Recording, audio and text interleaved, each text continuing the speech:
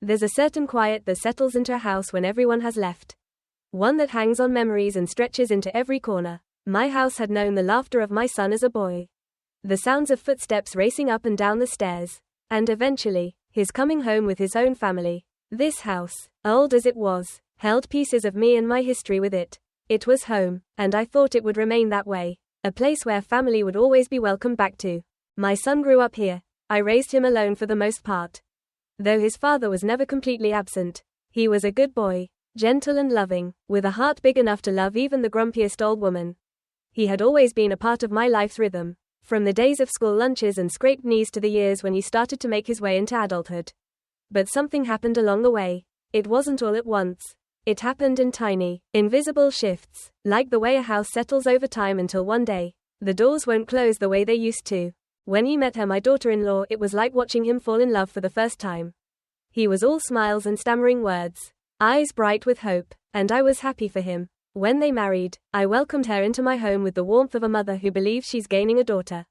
I thought she'd find comfort here, in the place where my family's story was written. But slowly, and often quietly, things began to change. At first, it was small. She'd correct me on trivial things, decorations, the food I'd prepare, the way I'd speak. Just let it go, I'd tell myself. She's finding her way, and I did let it go. Again and again, for the sake of family harmony. I bit my tongue and smiled through each correction, each criticism, telling myself it was temporary. Then came my grandson's first birthday. One evening, I received a call from my son. He sounded hesitant, almost like he was bracing himself for something difficult. "Mom," he began, "we're planning a birthday party for Liam. Just something small, you know, but, it's going to be just a close circle." I remember pausing, the words lodging in my throat. "A close circle?" I repeated, knowing full well what he meant. My heart dropped. "But, it's his first birthday. You're having it here, right?" There was a long pause on the other end. "Actually," he said, "we'll have it at home. We'll do something else for you and Liam another time." The realization of it all, their decision to exclude me, their choice to celebrate my grandson's first birthday without me, in my own home, sank in like a stone. I tried to stay calm, telling myself it was just one event. But inside, a storm brewed. I felt betrayed, dismissed, reduced to someone who didn't matter in the family I'd given everything to. I hung up the phone and sat in the living room, staring at the pictures on the walls. Pictures of my son as a toddler. Pictures from his graduation, from his wedding, moments I had cherished and kept alive in the very place they now called my house, rather than our home. I could feel a hollowness growing inside, a quiet ache that hurt more than I could have imagined. When the day of the party came, I thought perhaps I'd hear from them. Maybe they'd change their minds, realize how cruel it was to exclude a grandmother from her grandson's celebration. But as the hours passed and the silence in the house grew, I knew they wouldn't. It was like being a stranger in my own life, watching from a distance as they made choices that left me out. My thoughts went to all the ways I had tried to keep peace, to accommodate their lives and make this house a place for them. But each memory seemed to twist the knife further. The sacrifices I'd made, the concessions, the quiet ways I'd put their comfort before my own, it all felt worthless. I had tried so hard to create a space of warmth and welcome. But it seemed my efforts were being used against me. I was a fixture, a piece of furniture in their lives, something that could be left aside, ignored. I stayed up that night, alone in the quiet of the house that had once been filled with laughter, music, and voices. The emptiness seemed louder than it had ever been before. And in that silence, something in me shifted. I realized that I couldn't keep giving without being given respect in return. This home wasn't just walls and windows, it was a part of me. And I deserved to feel like I belonged in it. The next morning, with resolve as fresh as the sunlight streaming in, I made my decision. If they wanted to keep me out of their lives, out of these moments, then they would have to understand that this house was mine. I would reclaim it not out of spite, but out of a need for respect. For the space I had created and maintained all these years. I decided, then and there, to pack up the things. I would teach them a lesson in appreciation, one that they'd remember. As I walked through the house, picking up items, memories flared up with each one. My heart ached, but it also felt free. The day I decided to pack their things, the house felt different. It was quiet, but there was a feeling of release, of resolve. As I moved through the rooms, gathering their clothes, books, and other things they'd left scattered, I tried to keep my emotions steady. Each item held a memory. A shirt my son had forgotten here after an afternoon helping me with repairs. A small rattle I'd bought for my grandson that he'd outgrown too quickly. These were the tangible reminders of the life we shared. And yet, they felt foreign to me now, like they belonged to a past that I no longer recognized. I made my way to the small nursery room they'd set up when my grandson was born. A room painted in a gentle shade of blue, filled with soft toys and baby blankets. I sat on the rocking chair, my fingers running over the smooth wood, and I felt a pang of sorrow I couldn't ignore. I remembered the months of preparing this room, how we'd carefully picked out every piece, imagining all the memories we'd make here. I had dreamed of holding my grandson in this room, of rocking him to sleep in this very chair, surrounded by family and love. Instead, I was left here alone, packing up what little remained of those dreams. I spent hours packing, moving through the house with purpose, reminding myself that this wasn't about anger, it was about self-respect. I'd given him my heart, my home, and so much of my time, but I had my own worth, too. A person's value shouldn't be measured by how much they can endure for others. And I was done enduring without appreciation. Once I'd finished packing, I went to the front door, where I'd left a small bag with the new locks I'd purchased. I held the bag in my hands, feeling the weight of what this change would mean. Changing those locks was a final step, a declaration of my right to respect and a return to the space that was mine.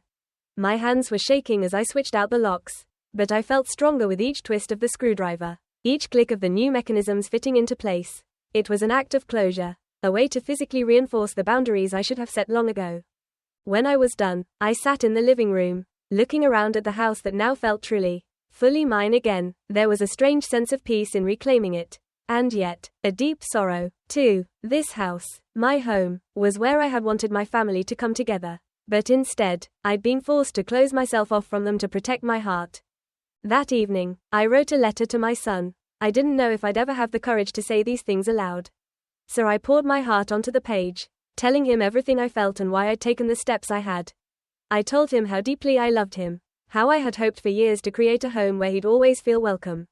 I explained that respect was a two-way street and that my heart couldn't bear to be discarded any longer. I wanted him to understand that this wasn't a punishment, it was a consequence of a boundary that I needed to protect myself. Son, I wrote, this house has always been a place of love, and I wanted it to be a place of joy and connection for you, for your wife, and especially for my grandson. But love and welcome can't exist without respect, and without a sense of mutual kindness.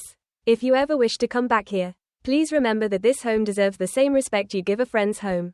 Because it's mine, I love you, but I can't let myself be a stranger here anymore.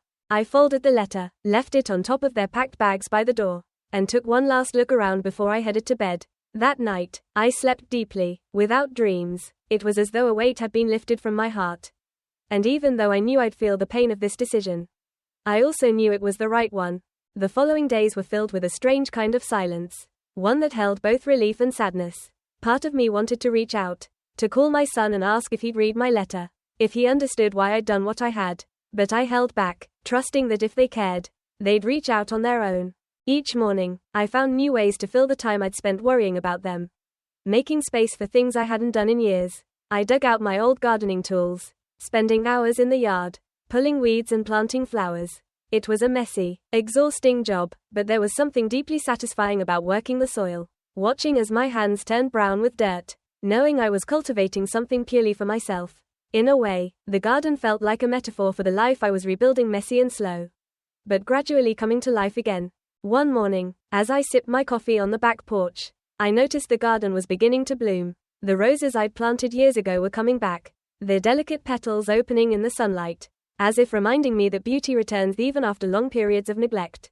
I felt a sense of calm that I hadn't known in years, a quiet confidence that I was capable of creating my own happiness. No matter who decided to walk beside me, I kept to myself, letting the days pass without a word from my son or daughter-in-law. Part of me wondered if they were angry, or if they thought I was being unreasonable. Perhaps they thought I'd regret my actions, that I'd call and apologize. But deep down, I knew that regret was the furthest thing from my mind. For the first time in years, I felt free. This was my home, my life, and I wasn't willing to sacrifice it for people who couldn't appreciate what I had to offer.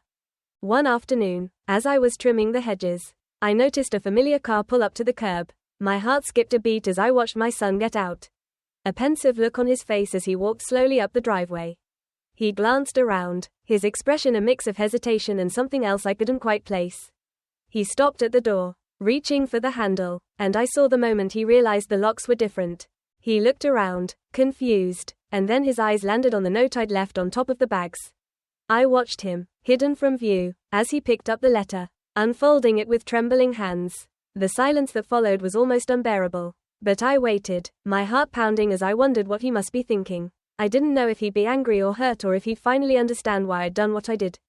As he finished reading, he stood still for a moment, staring at the paper in his hands. Then he looked up, his gaze settling on the windows of the house, as if he could see me standing behind them, watching over him like I always had. There was a weight in his expression, a sadness I hadn't seen before, and I could feel the sting of tears in my eyes, knowing how much I still loved him, despite everything. And then, slowly, he turned and walked back to the car. He didn't try to knock or call my name. He simply left, the letter still clutched in his hand.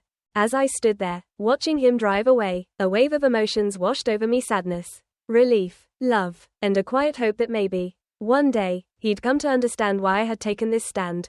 Because sometimes, the only way to teach people to appreciate you is to show them what life looks like without you in it.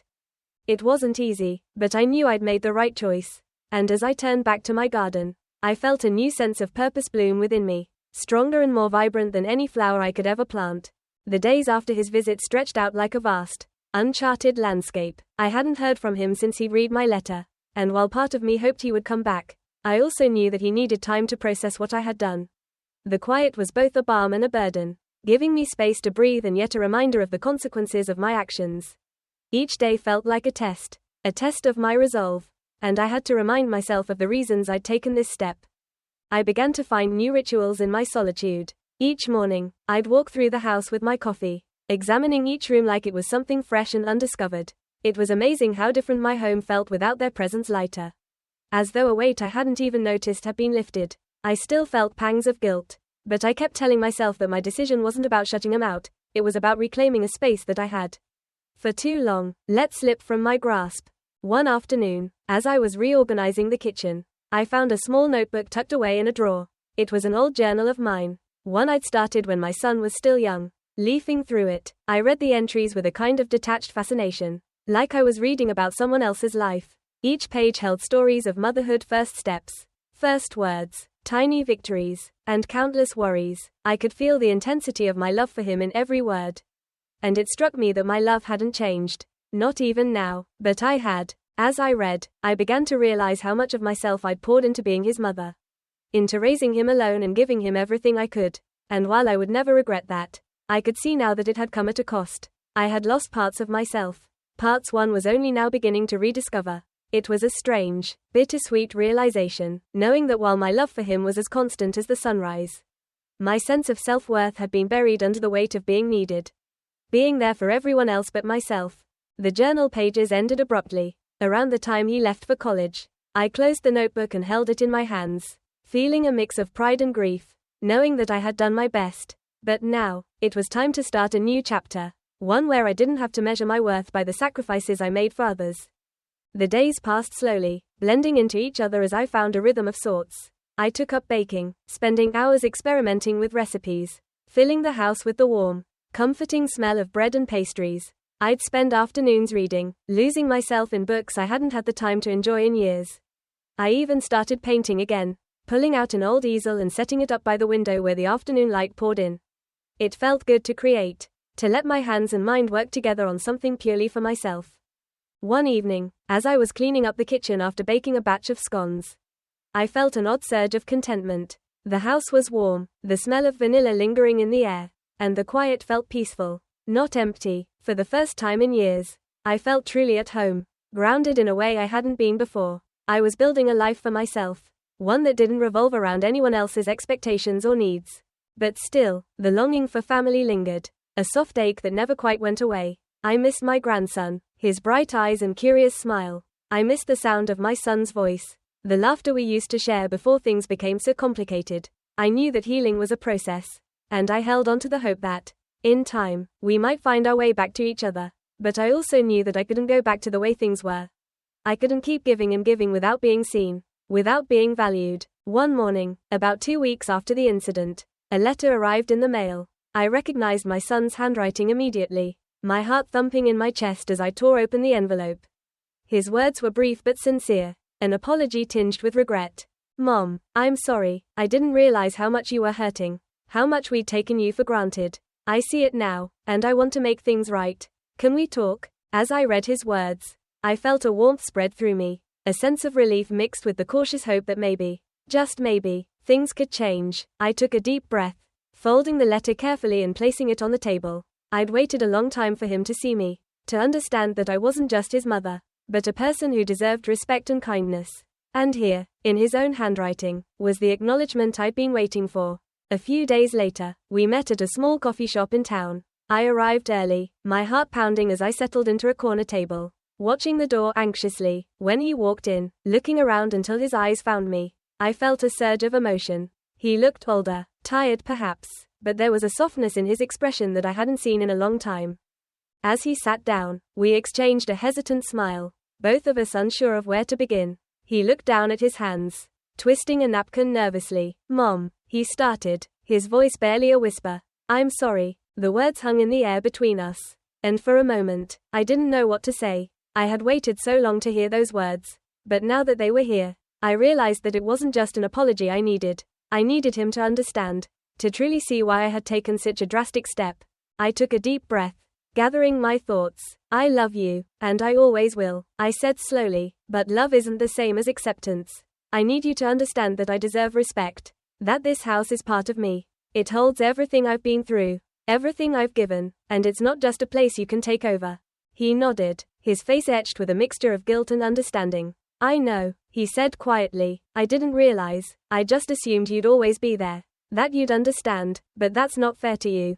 I see that now. I could see the sincerity in his eyes, and it brought a sense of comfort I hadn't felt in a long time. For the first time, I felt like he was truly listening, like he was seeing me for the person I was, not just the role I played in his life. It wasn't a perfect reconciliation, but it was a beginning, a small step toward healing the rift that had grown between us. We talked for hours, sharing memories and moments, acknowledging the hurt and the misunderstandings. He told me how hard it had been for him to face the reality of what he'd done, how he'd had to confront the ways he'd taken me for granted. I shared my own struggles, my longing to be part of his life while still maintaining my dignity, my need to be valued and respected. As we parted ways that afternoon, he hugged me tightly, and I felt a sense of peace settle over me. We were both learning, both growing, and I knew that our relationship would be different moving forward. We wouldn't go back to the way things were, but perhaps we could build something stronger, something based on mutual respect and understanding. In the weeks that followed, my son began to reach out more often. He'd call just to check in, to tell me about his day or to share a memory from his childhood. One evening, he brought my grandson over for a visit, and as I held that little boy in my arms, I felt a joy I hadn't known in years. This time, he was here in my home, and I could feel the love and respect radiating from my son as he watched us together. I knew that our journey wasn't over, that there would still be bumps along the way, but for now, I was content. I had reclaimed my home, my dignity, and my sense of self. And as I watched my grandson toddle through my garden, reaching for the flowers with curious hands, I felt a quiet gratitude, a sense of fulfillment that came from knowing I had finally learned to stand up for myself. In the end, love isn't about sacrifice without recognition, or giving until there's nothing left. Love, I realized, is about balance. It's about respecting yourself enough to set boundaries and loving others enough to teach them to respect those boundaries too.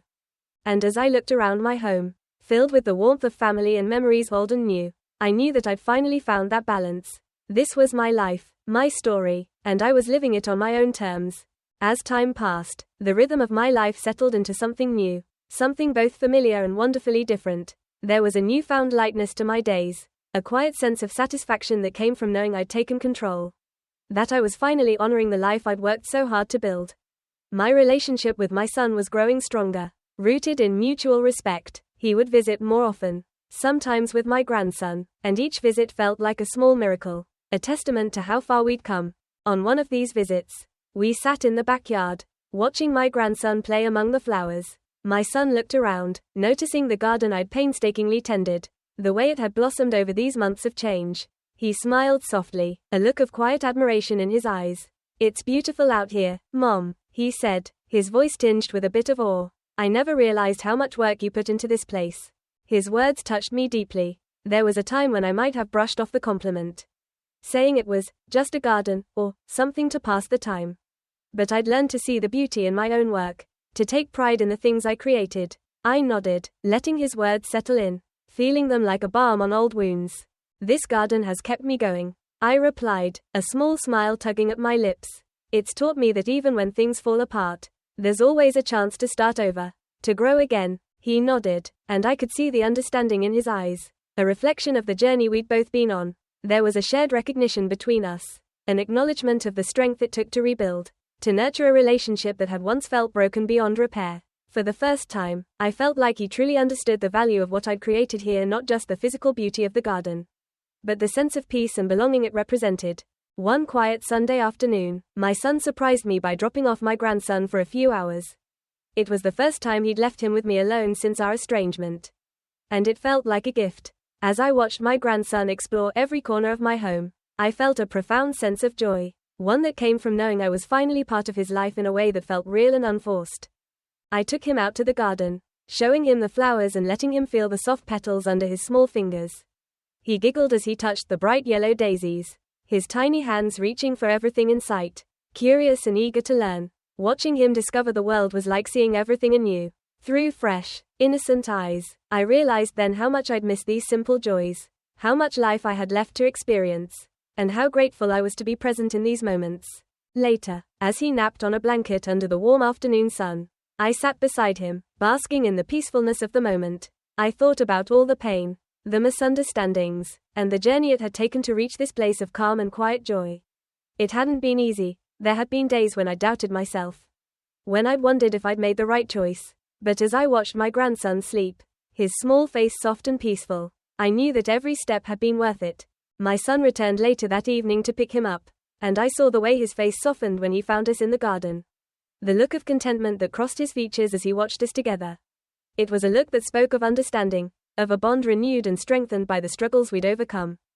"Thank you, Mom," he said quietly, as he gathered his son in his arms. "For everything." I smiled, reaching out to touch his arm gently. "You don't need to thank me, dear. Just don't forget to appreciate what you have, and never take it for granted." He nodded, his gaze steady and full of a warmth that I hadn't seen in years. I felt a surge of pride for the man he was becoming, for the growth that had taken place within him. It was as if he, too, had found a sense of peace and purpose, a new way of seeing the world and his place in it. Over time, I found myself embracing a life that was fuller, richer, and more meaningful than I'd imagined. I began to host small gatherings, inviting friends I hadn't seen in years, people who'd been there for me through thick and thin. We'd spend evenings in the garden, sharing stories and laughter, celebrating the simple beauty of life. My home, once filled with silence and solitude, now rang with voices, laughter, and a vibrant energy that felt like a new beginning. My relationship with my daughter-in-law also began to change. Slowly and cautiously, she had reached out, hesitant and unsure, but willing to extend a branch of reconciliation. We began to understand each other in a way we hadn't before, learning to set aside our differences and focus on what truly mattered: family, respect, and the love we shared for my son and grandson. Our conversations were guarded at first, but over time, they softened, and I could feel a new bond forming between us. We weren't friends, not yet, but we were family, and we were learning to accept and appreciate each other as we were. There were still moments of tension, times when old wounds threatened to resurface, but I had learned to navigate them with grace. I had learned the importance of boundaries, of standing firm in my worth and not allowing myself to be diminished for the sake of harmony. I had found a voice I hadn't known I possessed, a strength that came from knowing who I was and what I deserved.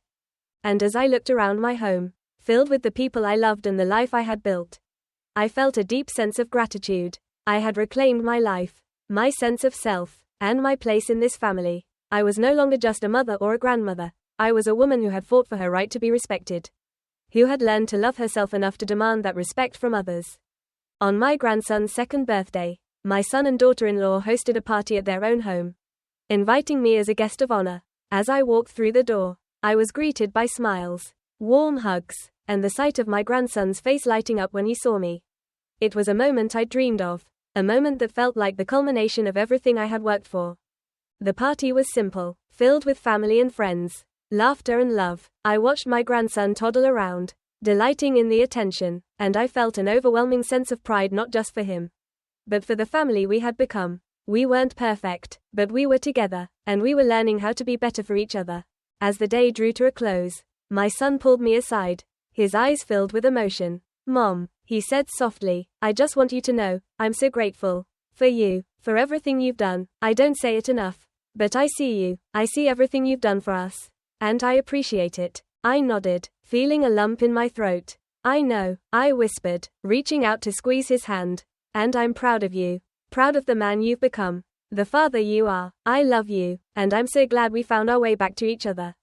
As we stood there, surrounded by the warmth of family, I felt a sense of completion, a fullness that only comes from healing wounds and building bridges. My heart was light, my spirit whole, and I knew that this was only the beginning of a new chapter. One filled with love, respect, and the promise of a future built on a foundation of mutual understanding. As I left their home that evening, I looked up at the stars, feeling a deep and abiding peace. Life had taught me hard lessons, but they had been worth learning. I had found my place, my voice, and my worth, and I knew that, no matter what the future held, I would face it with the strength and grace I had come to know within myself. This was my life, and it was beautiful. In the months following that birthday celebration, my life settled into a rhythm that felt natural and comforting. There was a richness to my days, an unhurried quality that made even the simplest moments feel like small treasures. I had embraced a life where my voice mattered, where my presence was not just accepted but celebrated. It was a peace I hadn't known was possible, a gift I had given to myself by standing up for my dignity. My son continued to visit regularly, often bringing my grandson along for afternoons in the garden. Each visit was a reminder of the bond we'd worked so hard to rebuild. A bond that now felt resilient and genuine. He'd bring me little things, flowers for the table, a book he thought I'd enjoy, or pastries from a bakery he'd discovered. Each gesture felt like a quiet apology, a way of saying, "I see you, I value you," without needing the words, and I cherished each one. Our relationship with my daughter-in-law continued to improve, and while we still had our differences, I could feel a new warmth in our interactions. She had softened, reaching out in her own ways, asking for recipes, complimenting my garden, even suggesting that we host a family dinner together. It was an invitation I accepted with cautious hope, knowing that trust was a journey, one that we were both willing to take, step by step. One Saturday morning, my son called with an unexpected invitation. "Mom, we'd love for you to come with us to the park today. Liam's going to try his bike for the first time. We'd love for you to be there." His voice was warm, open, and I felt a surge of joy at the thought of being part of such a milestone. When I arrived at the park, I spotted them right away, my grandson standing proudly beside his little bike. Helmet securely fastened, his face lit up with excitement and nerves. My son waved, and I joined them, feeling the comfort of family surrounding me. I watched as my son steadied Liam on the bike, encouraging him to keep pedaling, and I couldn't help but smile, knowing that this moment was a result of all the work we'd done to rebuild our relationship.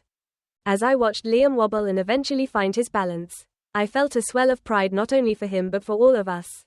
This was what I'd fought for, what I'd held onto through the darkest moments, a family that could grow together, that could find strength in each other's presence. It wasn't perfect, but it was real, and it was built on a foundation of respect and love. After the bike ride, we sat together on a bench, watching Liam play with the other children. My son looked over at me, his face filled with a quiet contentment. "Thank you for coming, Mom," he said softly. "It means a lot to have you here."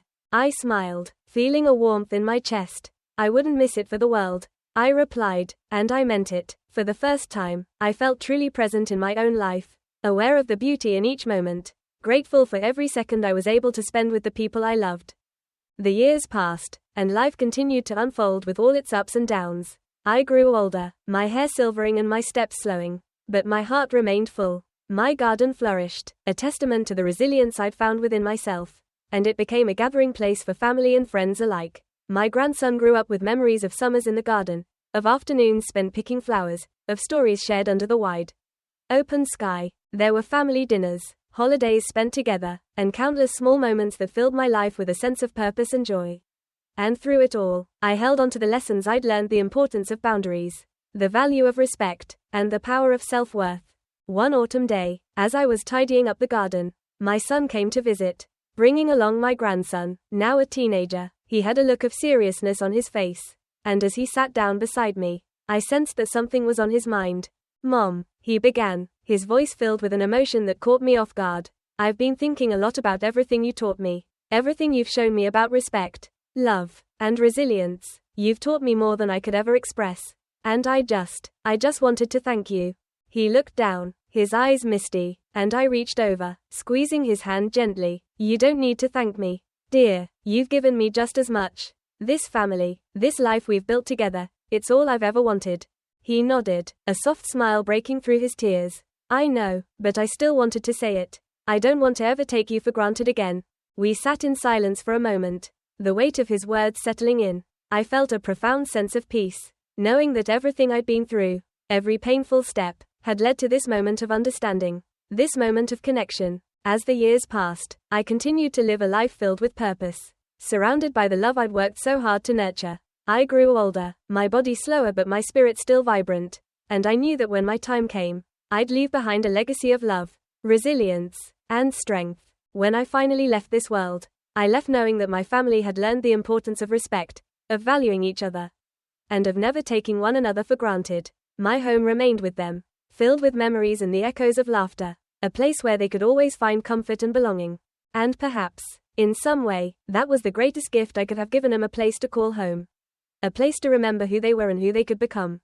A place built on love and respect, where they could always find themselves, just as I had found myself in those quiet, transformative years. This was my life. It was beautiful, it was whole, and it was mine, and in the end, I had no regrets. Years after I passed, my family continued to cherish the home that had been the center of so much love, growth, and transformation. My son became the guardian of the house, maintaining the garden and keeping it as a place of gathering, celebration, and quiet reflection. He would often bring his own family there, sharing stories of my life and the lessons I had imparted, lessons he now understood with a depth that only came with time.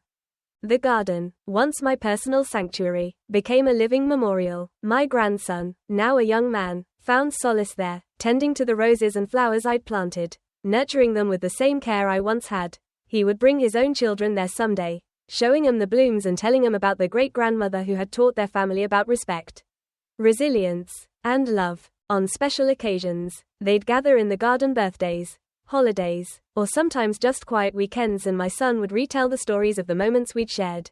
He'd talk about the summer days we'd spent in the yard, the autumn afternoons spent raking leaves, and the countless times I'd welcomed him with open arms, even when things had been hard between us. Each story was a reminder of our journey, a way of keeping me alive in their hearts. One spring, my grandson decided to plant a new bed of flowers in my memory. He chose lavender and daisies, my favorites, mixing in wildflowers that would come back each year. It was his way of honoring me, of keeping a piece of me alive in the earth we had both loved. He would visit the garden often, finding comfort in the familiar scents and colors, a reminder that I was never far away. As the years turned into decades, my family continued to gather at the house. My son grew older, watching his own children and grandchildren play in the garden, running through the same paths he'd once walked himself. He would sit on the back porch, watching them, a soft smile on his face as he remembered the lessons I'd taught him and the love we'd shared. The house became a place of tradition, passed down from one generation to the next, each inheriting not just a home but a legacy of love, respect, and resilience. My story was woven into the very walls, the garden blooming year after year as a testament to the life I had lived and the strength I had passed on. One day, many years later, my great-granddaughter walked into the garden, her small hands reaching out to touch the lavender and daisies that had grown thick and wild. She looked up at her father, my grandson, with wide eyes, and asked, "Who planted all these flowers?" He knelt down, his face soft with remembrance. "Your great-great-grandma planted 'em a long time ago. She loved this garden, and she taught us all to take care of it, just like she took care of us." The little girl smiled, bending down to smell a flower. "Will they keep growing?" Her father nodded, a gentle pride in his voice. "Yes, as long as we keep taking care of them, just like she taught us." And so, as the generations passed, the garden became more than a place of beauty. It was a living reminder of everything I had worked so hard to teach my family. Each flower, each blade of grass, each branch that reached up toward the sky was a testament to the love and resilience that had bound us all together.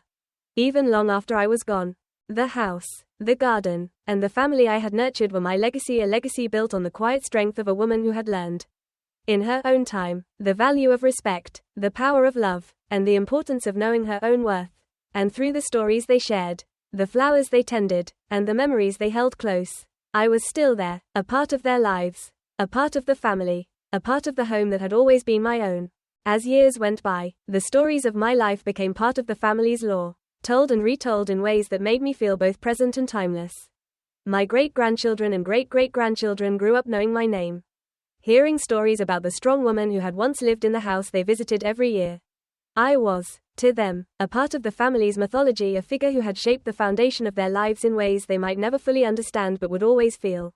The family continued to gather at the house, which had become a central hub for birthdays, reunions, and celebrations of all kinds. Every time they gathered, someone would take the time to wander through the garden, pulling a few weeds, trimming the roses, or simply pausing to inhale the fragrance of the lavender. Each act of care was a small way of honoring me, of keeping me alive in the traditions that bound them together. One spring, my great-great-granddaughter, Emma, decided to write a family memoir. She was a writer, a dreamer, someone who had always been fascinated by history, by the connections that wove through generations. She spent months piecing together stories, gathering old letters, photos, and journal entries, trying to capture the essence of the family's journey. In doing so, she uncovered parts of my life that even I had forgotten, old dreams, quiet hopes, and the struggles I had faced in finding my place in the world. Through Emma's words, my life took on new meaning, my struggles and triumphs woven into a tapestry that future generations would treasure. She wrote about the home I had created, the garden I had loved, and the relationships I had worked so hard to mend. She captured the journey of resilience, the hard-won wisdom that had come from learning to love myself and demanding that others respect me. 2. In the memoir, Emma wrote about the day I had changed the locks, about the years of quiet growth and rediscovery that had followed, and the way I had reconnected with my son and his family. She wrote of the transformation, of the strength it had taken for me to demand my place within my own family and the way that strength had been passed down through the generations. Through her words, my life became a story of resilience and love, a lesson for those who came after me on the importance of boundaries, respect, and self-worth. The memoir was published as a small, privately printed book, shared among family members and close friends. Each generation would receive a copy, a tangible reminder of where they had come from, a story that they could turn to whenever they needed strength or guidance. My life, my story, became part of their identity, a piece of who they were and who they could become. Years later, when the family gathered for what would have been my 100th birthday, they held a special celebration in the garden. Lanterns hung from the trees, casting a warm glow over the flowers that had been planted decades before. My great-grandchildren, many of whom had only known me through stories, stood with their own children and grandchildren, passing down the tales of my life, my legacy, and the lessons I had left behind. One of my descendants, a young girl with my same curious eyes, held a copy of the memoir in her hands. She had been reading it in preparation for the celebration, learning about the woman who had, in many ways, made her life possible. As she looked around at the garden, the house, and the family that had gathered to honor me, she felt a quiet sense of gratitude, a deep respect for the life I had lived and the choices I had made. In a small, quiet moment, she knelt by the roses and whispered, as if speaking directly to me, "Thank you." And so, my legacy continued, not just as a story but as a living presence within each member of my family. They carried pieces of me within them, the resilience, the strength, the love that had defined my life. Through their lives, through the choices they made, I lived on, a part of their every decision, a reminder of the value of self-respect and the importance of love. As time went on, my story was passed down through generations, each retelling a little different, each one shaped by the teller's own experiences and understanding. But at its core, the message remained the same: to love fiercely, to stand firmly, and to always honor oneself. The house, the garden, and the family thrived, carrying forward the lessons I had left behind. And in each blooming flower, each family gathering, and each story shared, there was a piece of me, a quiet, unwavering presence, forever woven into the fabric of my family's life. In the end, I had found a place not only in their memories but in their hearts. My legacy enduring in the love, respect, and resilience that would guide them for generations to come.